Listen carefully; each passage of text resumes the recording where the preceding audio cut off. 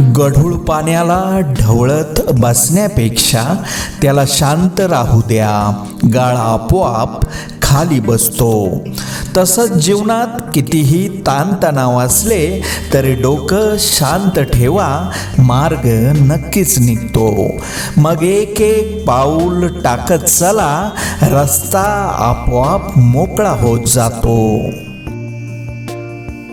चांगले काम करताना बदनामी झाली तरी घाबरू नका, कारण बदनामीची भीती त्या लोकांना असते ज्यांच्यामध्ये नाव कमवायची हिम्मत नसते.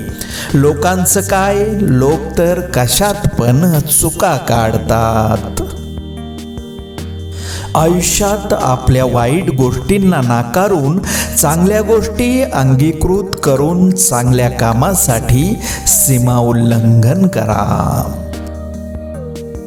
श्रद्धा ही सामर्थ्यवान असते. कशावर तरी श्रद्धा असल्याशिवाय माणूस जिवंत असूच शकत नाही.